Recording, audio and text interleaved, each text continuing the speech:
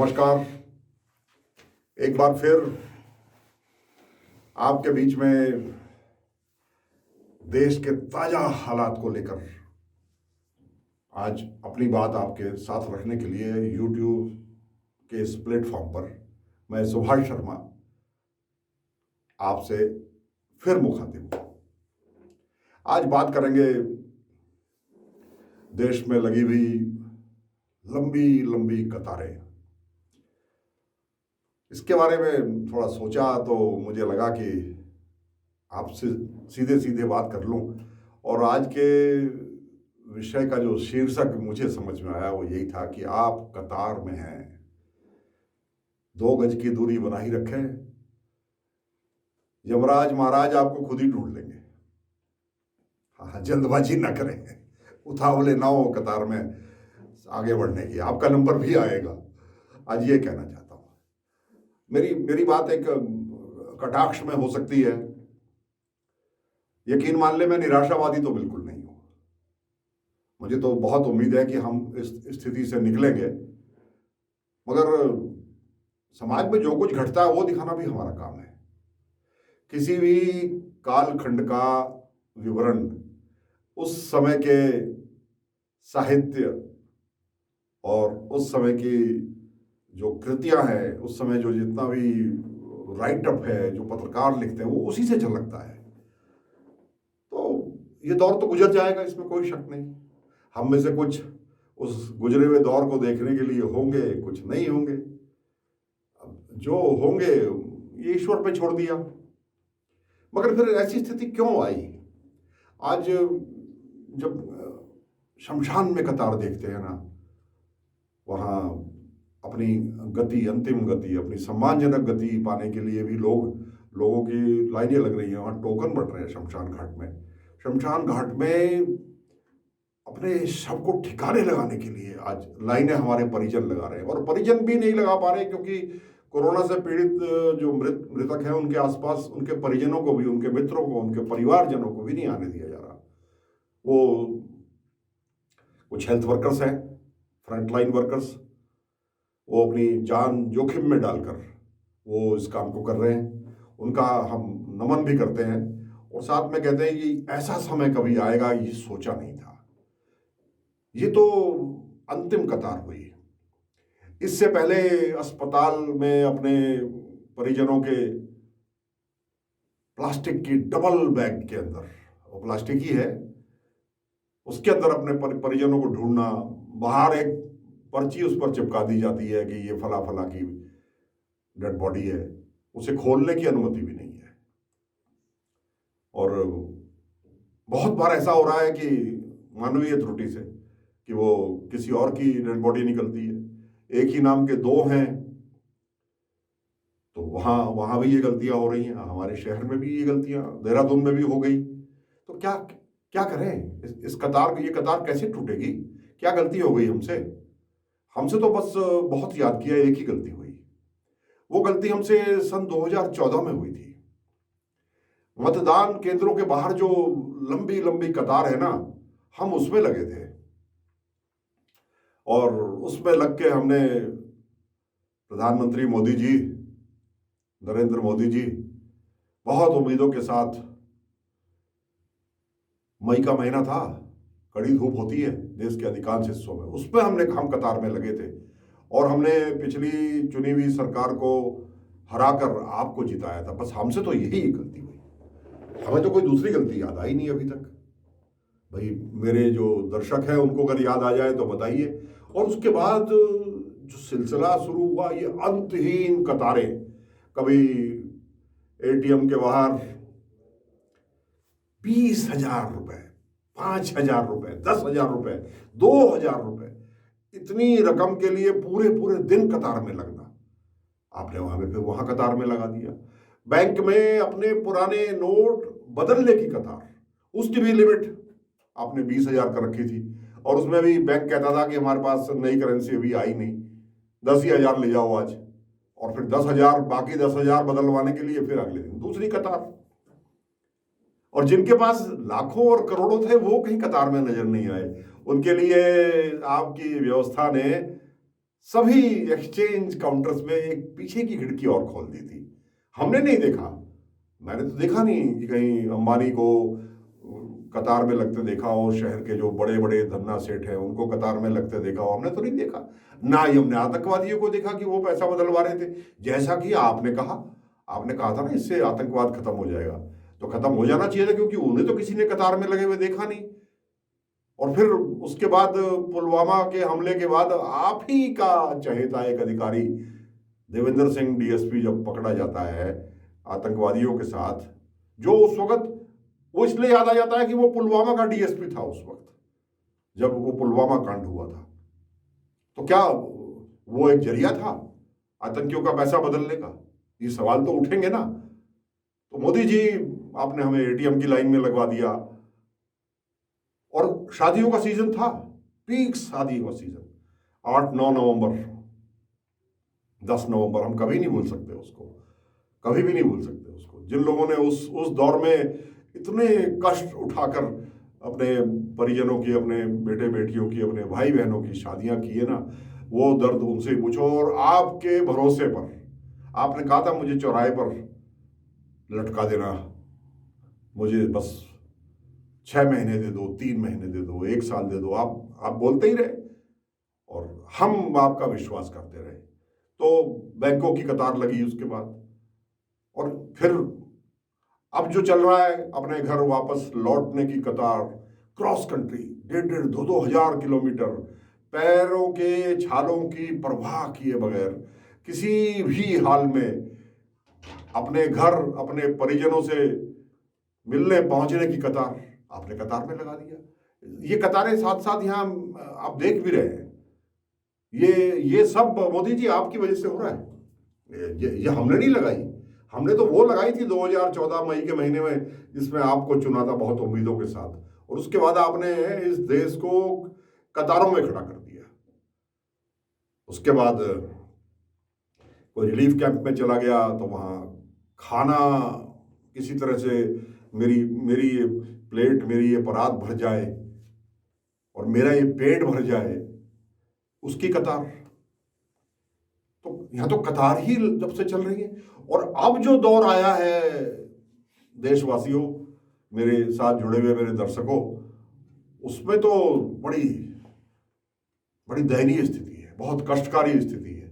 आज स्थिति यह है कि पहले तो अपना टेस्ट कराने की कतार, मुझे कोरोना हुआ है कि नहीं हुआ ये जानने के लिए लंबी कतारों में लग करके 4 दिन, 5 दिन, 1 हफ्ते में उसके परिणाम आ रहे हैं, उसकी टेस्ट रिपोर्ट आ रही है। आपने पहले ही जो उसका स्टेप है वहीं से आपने कतारें लगवा दी, फिर उसके रिजल्ट की इंतजार, वहां की कतार, उसके बाद फिर पॉजिटिव निकले तो अस्पताल में जाना है तो अस्पताल में जगह नहीं है और हालत खराब हो गई तो एम्बुलेंस में डाल दिया। और ये देखिए, ये एम्बुलेंस में लोग बैठे हुए हैं, इसमें जो मरीज लेटे हुए हैं वो कोई शौक से नहीं लेटे हुए, वो इसलिए लेटे हुए हैं कि अस्पताल में बेड खाली नहीं है। और बेड भी कौन सा चाहिए? बेड वो जो ऑक्सीजन सपोर्टेड हो, जिसमें ऑक्सीजन की व्यवस्था हो। जो ऐसे अस्पताल की कतार जो कोविड पेशेंट्स को कम से कम एडमिट तो कर रही हो, वहां लाइन, यानी अपना इलाज शुरू कराने से पहले अपनी बारी का इंतजार करने की कतार, ये एम्बुलेंस पे लेट करके कर रहे हैं लोग, उनके परिजन साथ में लोग, 2-3 आदमी, एक आदमी अपने संक्रमण की परवाह करे बगैर तो उनकी तीमारदारी में है, एक परिवार का आदमी वो उस एम्बुलेंस के अंदर गैस का सिलेंडर ना खत्म हो जाए, खत्म होते होते दूसरा सिलेंडर लग जाए, वो पूरे शहर में बहुत बड़ी सिक्योरिटी देनी पड़ती है गैस का सिलेंडर लेने के लिए, क्योंकि वो वापस करना होता है। मेरे ख्याल से 8-10 हज़ार रुपए करीब होती है, और बड़े सिलेंडर की तो 15-18 हज़ार होती है, साथ में रेगुलेटर भी चाहिए होता है, उसकी कतार। अब लोग उन कतारों में भी लगे हुए हैं। और उसके बाद अस्पताल में अंदर पहुंच गए तो इलाज शुरू होने की कतार, इलाज ही शुरू नहीं हो रहा क्योंकि डॉक्टर फुर्सत में नहीं है। और डॉक्टर क्या करे? डॉक्टर है, नर्सिंग स्टाफ है, वो भी क्या करे? परिजनों की तो अंदर एंट्री नहीं है कोविड क्षेत्र में, अंदर उनकी पिटाइयां हो रही है। आखिर मैं किसी का दोस्त नहीं इसमें कह रहा, मरीज भी चिढ़ा हुआ होता है, और जो हमारे हेल्थ वर्कर्स हैं वो बेचारे आज 1 साल से अपनी लिमिट से, अपनी जो उनकी कैपेसिटी है, जो उनकी क्षमता है, उससे कहीं ज़्यादा से वो लोग काम कर रहे हैं, तो वो इम्यून हो चुके हैं। ऐसी स्थिति में लंबे समय रहने से मनोवैज्ञानिक बताते हैं कि इंसान के अंदर जो संवेदनाएं हैं ना, वो खत्म हो जाती हैं। तो ये स्थिति आएगी, हम होते हैं उनकी जगह, हमारे साथ भी आती। तो वहां इलाज शुरू होने की कतार, ऑक्सीजन का सिलेंडर लग गया तो उसका प्रेशर कम है, वो प्रेशर कम रख रहे हैं, पूरा उसको फुल 5 नंबर पे नहीं कर रहे, इसलिए नहीं कर रहे कि जल्दी खत्म ना हो जाए, बाकी का भी पता नहीं है कब आएगी, उधर उसकी सांसें लेने में जद्दोजहद है। तो ये एक सिलसिला शुरू हो गया। अब उसके बाद अस्पताल में ट्रीटमेंट चालू हो गया तो उसकी वैक्सीन आ गई। अब वैक्सीन आई तो आपकी प्राथमिकता तो पहले विदेशों में वाहवाही लूटने की थी ना, आपकी प्राथमिकता तो दूसरे देशों में भी भेजने की थी, और खास तौर पर बांग्लादेश। इधर आप बांग्लादेश पहुंचे, उधर आपके साथ साथ आपके एक हवाई जहाज भर के आपने वहां भी दवाइयां भेज दी, क्योंकि आपको वहां के मतुआ समुदाय के वोट चाहिए थे। मोदी जी, ये सवाल तो पूरा देश आपसे पूछेगा ही। आप बंगाल में जीतते हो हारते हो, ये जनता का फैसला, इससे इस आज की वार्ता का कोई मतलब नहीं है। सवाल तो ये है कि आपने पिछले 13 महीने में एक विदेश यात्रा की है, और ये पूरा देश आरोप लगा रहा है कि वो विदेश यात्रा आपने वोटों के लिए की। जी, बंगाल के मतुआ समुदाय को का वोट पाने के लिए आपने की, और उन्हीं के लिए आप, लेकिन अब आपको वो वोट दे दे, अच्छा है, लेकिन फिर ये सवाल आपसे पूछा तो जाएगा ही ना। आप जीत जाएं, हमें उसमें कोई परेशानी नहीं, जनता का जो फैसला होगा वो इतने इतने राज्यों में और जीत गए, एक जगह और जीत जाएंगे तो क्या फर्क पड़ता है, और एक जगह आप हार गए तो क्या फर्क पड़ता है। आप तो अपनी सरकार के नाक के नीचे 3 बार से दिल्ली हार रहे हो, उससे भी आपको फर्क नहीं पड़ा। तो ममता बनर्जी भी अगर बाई चांस हार जाती हैं तो उससे भी क्या फर्क पड़ने वाला, कोई फर्क नहीं पड़ने वाला। तो ये कतारें, अब स्थिति ये आ गई कि मोदी जी, आपको तो आज भी अपनी तिगड़मों से फैसला नहीं है। और देखिए क्या कितना दिवालियापन आज हो चुका है कि आप पूरे दिन भारी भीड़ के बीच में आप और आपके गृह मंत्री को तो आदत ही नहीं है, वो तो लगाना ही पसंद नहीं करते मास्क लगाना, वो कहते हैं और लगा लो, मैं नहीं लगाऊंगा।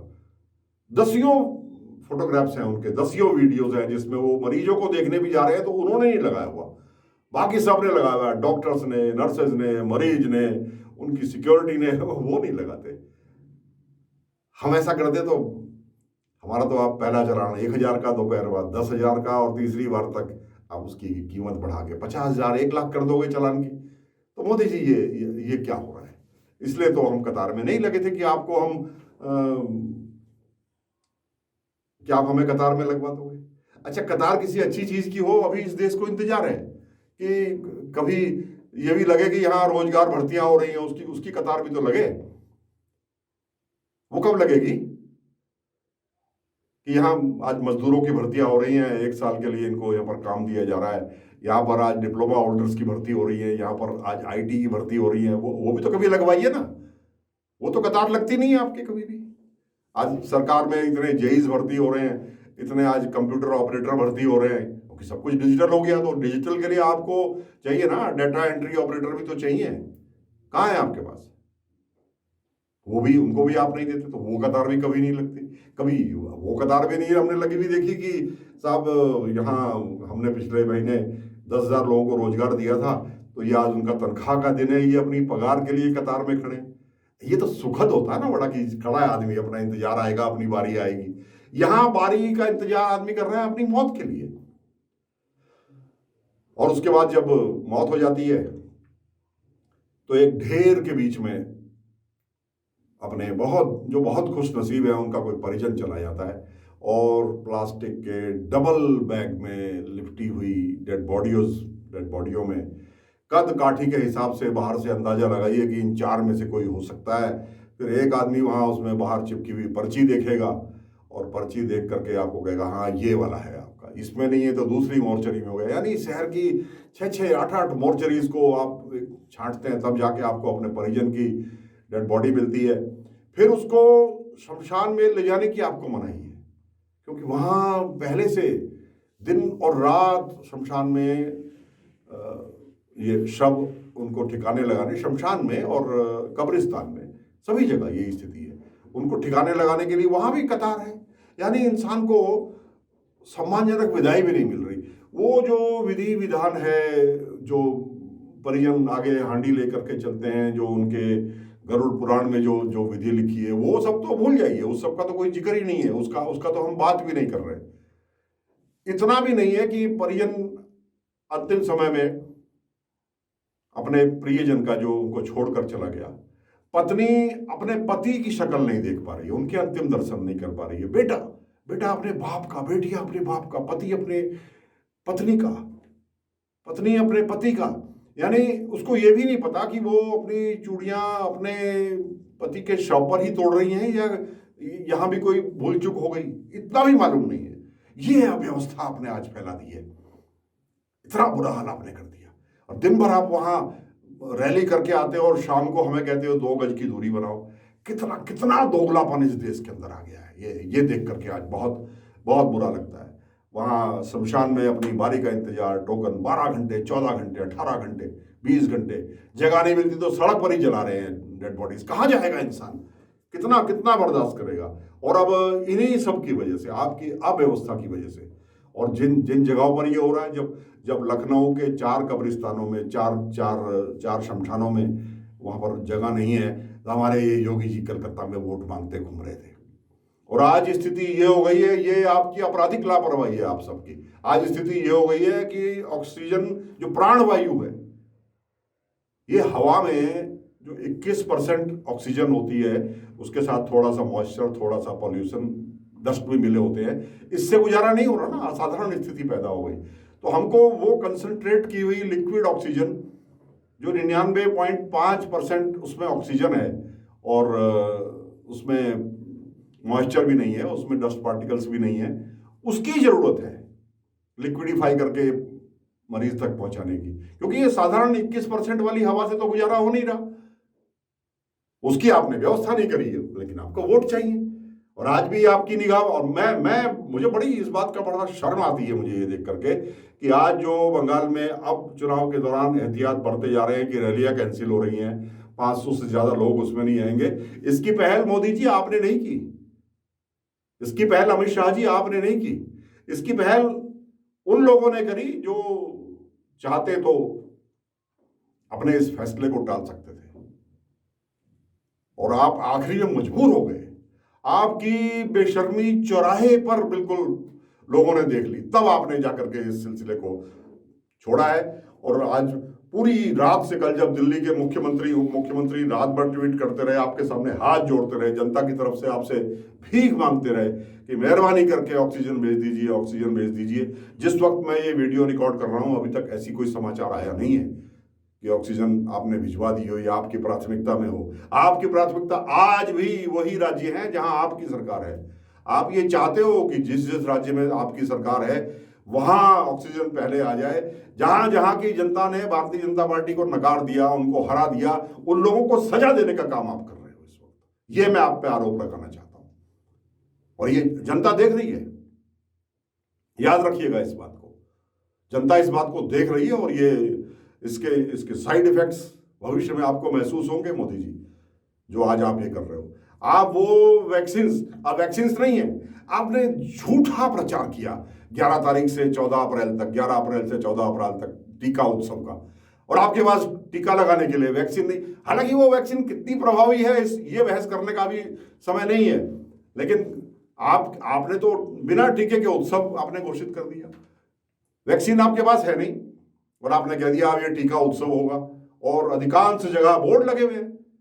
और आपका ये बिकाऊ मीडिया, दलाल मीडिया, मेन स्ट्रीम मीडिया, ये इस बात को बोलता नहीं है, आपसे सवाल नहीं पूछता कभी भी। ये अजीब स्थिति आपने पैदा कर दी। तो मेरे भाइयों बहनों,